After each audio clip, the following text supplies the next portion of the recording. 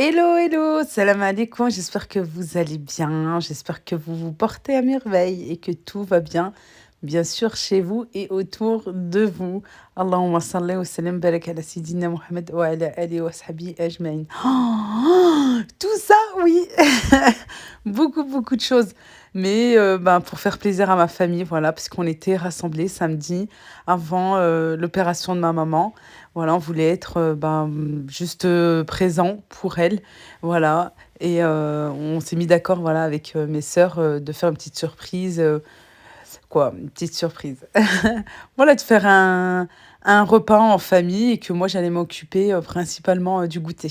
C'est parti, on va commencer tout d'abord par un gâteau à l'orange, mais juste divin. Vous savez, le gâteau bien moelleux et bien haut et tout comme j'aime? Et ben voilà, c'est exactement ça. J'ai, 3 œufs à température ambiante que je vais venir bien fouetter avec 150 grammes de sucre.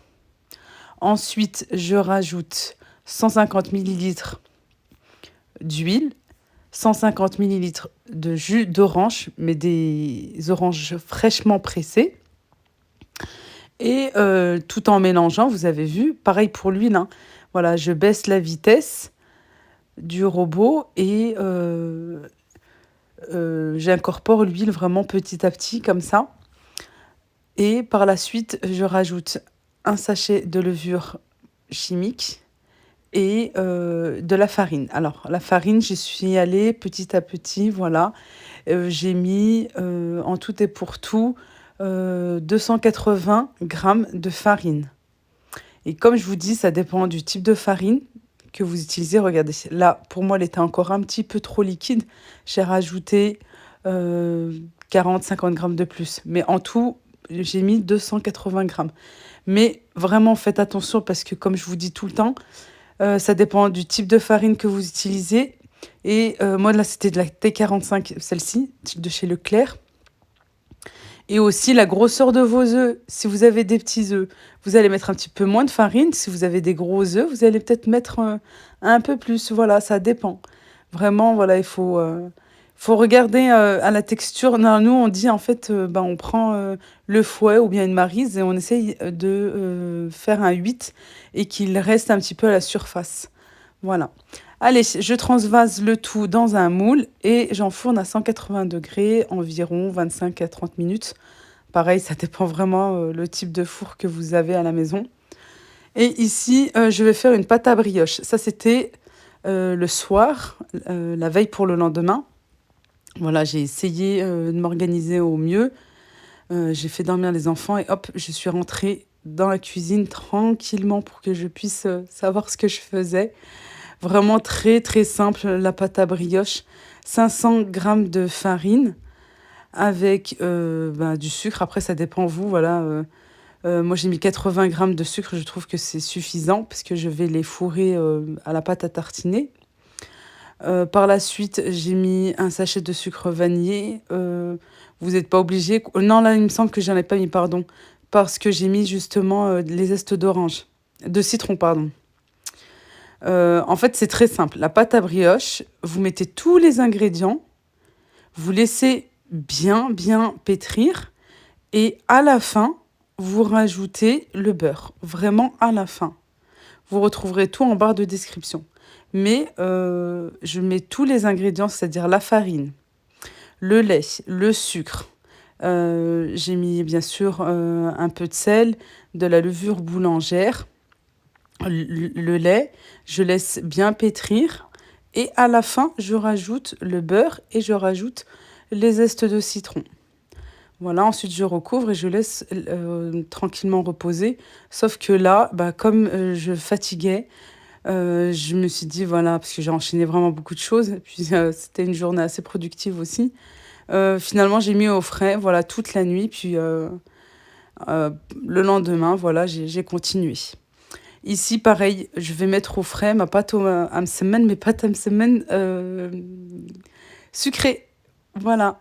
J'ai ici de la farine avec de la semoule fine ou extra fine. Je vous dis franchement, c'est la même chose. Alors, c'est la même chose. Je m'explique. De l'extra fine, on va mettre pareil moins d'eau. de la fine, on va rajouter un petit peu plus d'eau. Mais voilà, ça dépend si vous allez la travailler plus ou pas. Mais pour moi, franchement, la fine et l'extra fine, c'est pareil. Pour moi, ça me donne vraiment le même résultat. Et je vous dis tout le temps, moi, je prends celle que je trouve en promotion, la moins chère. Voilà. Si bah, ça va être de la fine, ça va être de la fine. Si c'est de l'extra fine, je prendrai de l'extra fine et puis c'est tout. Pareil, vous retrouverez tout en barre de description. Et promis, là, cette fois-ci, je n'oublie pas, de la farine, de la semoule, fine ou extra fine. J'ai mis 2 sachets de sucre vanillé. On met du sel, oui, même si c'est sucré. Parce que là, ça va être des mini feuilletés avec de la pâte Tamsemen. Des mini feuilletés aux pommes et à la cannelle, juste franchement divin. Vraiment, une tuerie, une dinguerie même. Voilà, et je mets un petit peu de sucre. Je mets tous mes ingrédients et je rajoute l'eau petit à petit. Une fois que j'ai une boule qui se forme, une pâte bien homogène, je mets le tout dans un sac congélation et hop, au frais, toute la nuit. Sinon, si vous allez la travailler dans la journée, vous la laissez reposer un petit peu, le temps qu'elle puisse se détendre et la travailler tranquillement. Mon gâteau à l'orange est prêt, voilà. Maintenant, je vais m'attaquer à un gâteau, mais je vous dis pas. Un super, super gâteau au chocolat. Je mets tous les ingrédients directement dans le bol du mixeur. Bon, là, j'ai utilisé le Thermomix parce que j'ai pas de mixeur depuis que j'ai le Thermomix. Je mets tous les ingrédients et je laisse bien mélanger. Et vous allez voir le résultat, mais c'est juste magnifique. Vraiment, il est hyper, hyper moelleux. Et oui, c'est un gâteau sans farine. Quand j'ai dit sans farine, ma famille m'a dit oui, mais alors c'est une besboussade, tu l'as fait avec de la semoule. J'ai dit non, non, non, il n'y a pas de semoule, il n'y a pas de farine, il y a des biscuits. Voilà, j'ai pris un paquet de biscuits secs, des petits beurres comme ça de chez Lidl. Et voilà, il y avait 160 grammes à peu près, 156 grammes, voilà, pour vous dire, hein, vous situer pour le paquet de gâteaux. Voilà, mais c'est très facile, je mets les œufs, le sucre, l'huile, la farine. Non, pardon, on a dit sans farine, la levure boulangère. Et voilà, et en dernier, je mets les biscuits concassés, comme ça, voilà, ça mixe assez vite. Je transvase dans un moule, je laisse cuire. Et en plus, ça laisse hyper vite au niveau cuisson. Voilà, ça a mis moins de temps que le gâteau à l'orange, ça a mis environ 20-23 minutes. Ça va super vite et regardez, le gâteau est bien cuit et hyper moelleux. Vraiment très, très, très moelleux.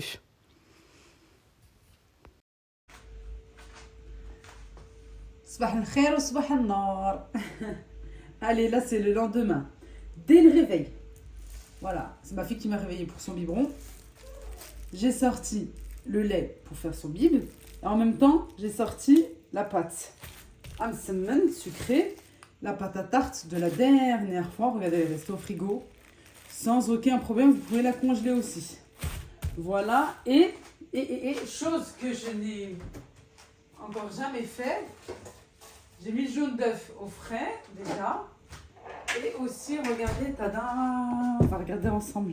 Bismillah. Elle a gonflé. Notre pâte à brioche, elle a super bien gonflé, malgré qu'elle était au frais. Regardez. Regardez. Hein. Au frais. Voilà, je viens de la sortir. Eux, je vais les mettre de côté encore. Voilà, regardez, la pâte maintenant est bien détendue. On peut bien la travailler. C'est ça qui est bien. Et elle aussi, pourquoi j'ai sorti un petit peu en avance? Pour pouvoir l'étaler facilement. Sinon, ça va être super dur.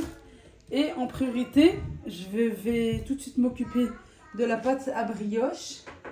Parce qu'il va falloir... Ah, elle est froide. Ah oui, d'accord, je ne m'attendais pas à ça. J'allais mettre ma main, vous savez, comme on fait d'habitude, mais il faut la dégazer. On va l'enlever. Regardez. Ah oui, elle est complètement froide. Mais elle a gonflé. Elle a gonflé. Allez. Alors, généralement, je ne fais pas du tout comme ça. Hein. D'habitude, voilà, je la laisse reposer. Vous savez, comme une pâte à pain, une pâte à brioche normale, quoi. Je la laisse reposer pour qu'elle puisse bien gonfler, doubler, tripler de volume. Environ, bah là, avec ce grand froid qu'on a en ce moment, au moins une bonne demi-heure, 40 minutes, quoi. Ensuite, je la dégaze et je forme les boules que je veux, ou bien voilà, une couronne, une tresse, des petites briochettes, peu importe. Et ensuite, je la laisse encore reposer, le deuxième temps de repos. J'espère que ça va marcher. Je suis dans l'inconnu. Bah, je vous dirai à la fin. Et alors, qu'elle marche. Mais bon, là, elle a gonflé quand même. Bon, au final, je vais devoir laisser la mettre de côté pour qu'elle puisse réchauffer et que je puisse la travailler. Je peux pas la travailler là, froide. S'il y a des pâtissières ou bien des personnes qui ont l'habitude de faire cette façon, bah, moi, je veux bien des conseils. Mais bon, on va voir au fur et à mesure de la vidéo est-ce que ça va marcher ou pas. J'étais KO hier soir, je ne pouvais pas terminer. Même le lave-vaisselle, j'ai complètement zappé de le mettre en route avant de dormir. On va la mettre ici, on va la recouvrir pour qu'elle puisse se réchauffer et que je puisse la travailler. Bon, bah au final, une semaine ou tarte? Une semaine ou tarte? Une semaine ou tarte? Ah, les tartes, parce qu'il faut de la cuisson. Allez, après une bonne nuit de sommeil, voilà, et puis je suis hyper contente parce que j'ai pu bien m'avancer la veille, voilà, pour le lendemain. Ça, c'est super, parce que, ben, voilà, les imprévus en ce moment, moi, chez moi, il n'y a que ça. Alors, voilà, et puis, franchement, comme ça, voilà, je peux mieux m'organiser. Là, c'est la pâte sucrée que j'avais faite la dernière fois pour pour la tarte aux pommes. Voilà, comme j'avais fait une grande quantité, vous vous souvenez, eh ben, je l'avais divisée en deux. Et voilà, ça m'a permis de faire deux tartes. Bon, c'est vrai que la première était assez petite, la tarte aux pommes. Mais là, voilà, ça a pu quand même me suffire pour la tarte aux amandes. Je m'excuse, je suis obligée de couper au montage ma voix parce que bah, j'ai des crises de tout. Allez, on vient piquer le fond de tarte et puis je vais mettre ça de côté pour pouvoir faire la crème aux amandes. Alors là, c'est très très simple. Et en plus, vous pouvez juste retenir les ingrédients parce qu'il y a 3 œufs pour 150 grammes de chaque.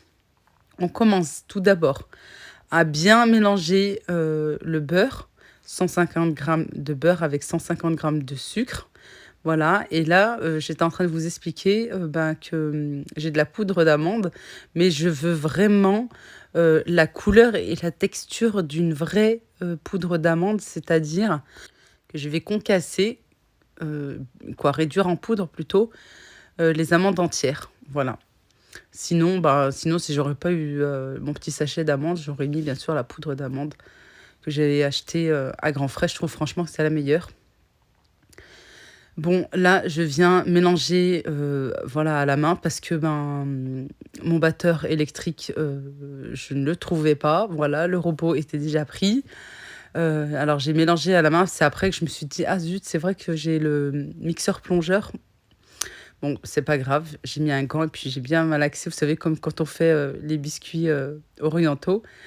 Voilà, mais c'est vraiment très important de commencer par mélanger le beurre avec le sucre.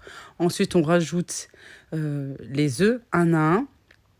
Voilà, et on finit par la poudre d'amande. Mais vraiment, j'ai mis 150 grammes de chaque. Ensuite, on transvase le tout sur notre fond de tarte. Et par la suite, je viens rajouter des amandes effilées. Voilà, moi, je les mets au congélateur depuis que j'ai trouvé des mythes alimentaires de cet été.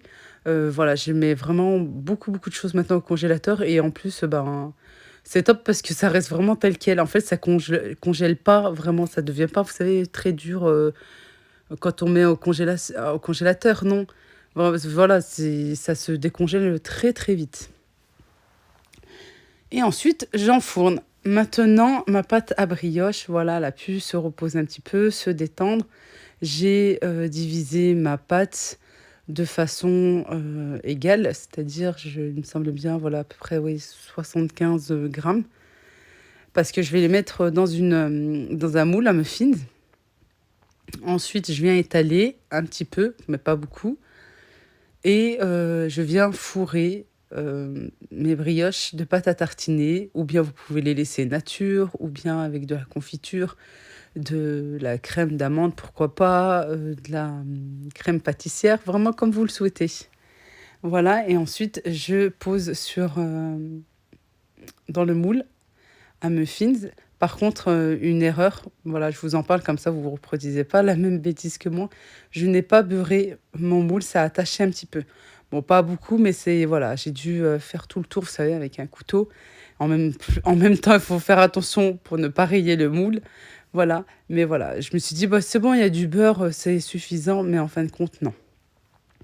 Allez, j'enfourne et vite, vite, vite, l'heure tourne, malgré que j'avais le temps, parce que voilà, c'était pour le goûter et tout. Je vais maintenant préparer les msemen à la pomme et à la cannelle. Franchement, ça, c'est juste très, très bon parce que c'est bien feuilleté, c'est croquant, franchement, c'est très, très bon. Et en plus, c'est du fait maison. J'ai divisé ma pâte à msemen sucrée en plusieurs boules, voilà, de taille, on va dire, d'une orange. Voilà, ou même un petit peu plus, parce que regardez, je viens bien l'étaler. Alors, on étale d'abord avec de l'huile. Et ensuite, on vient mettre un petit peu de beurre. Pourquoi du beurre et pas de l'huile? Pour avoir le côté feuilleté. Parce que voilà, comme une pâte feuilletée, hein, on met bien du beurre, voilà. Par contre, on étale toujours avec de l'huile parce que c'est beaucoup plus facile. Voilà, on peut l'étaler facilement avec de l'huile. Bon, un petit peu, hein, pas beaucoup non plus. Voilà, à chaque fois, je trempe juste un petit peu mes doigts. Et ensuite, une fois que j'ai formé toutes mes boules en msemen, je viens l'étaler une à une. Pareil, je commence par la première. Je coupe en quatre et je mets des morceaux, des tranches de pommes, voilà, dont j'ai enlevé bien sûr l'intérieur.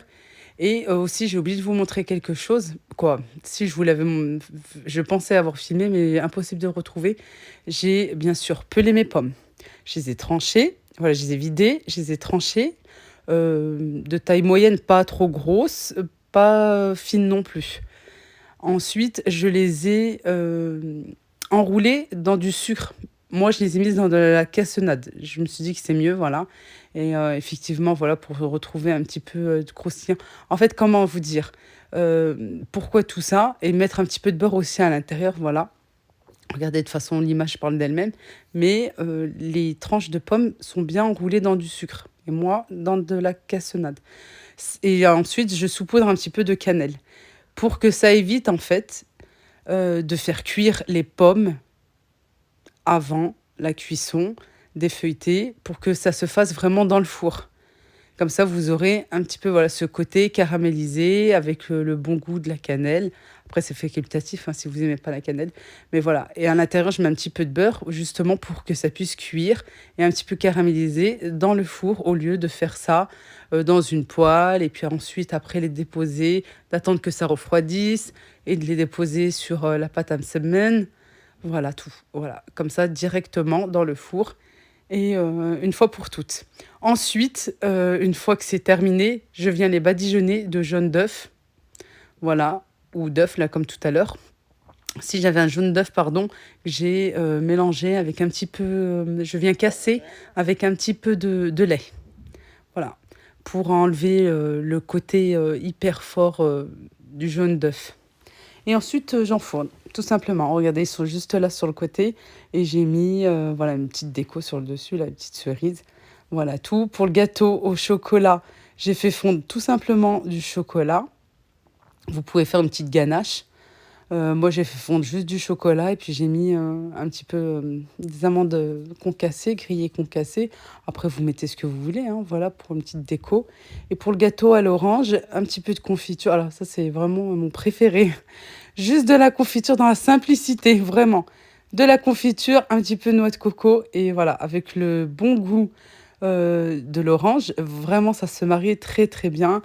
Voilà, tout est prêt, tout est cuit, tout est rangé à la maison, les enfants sont habillés.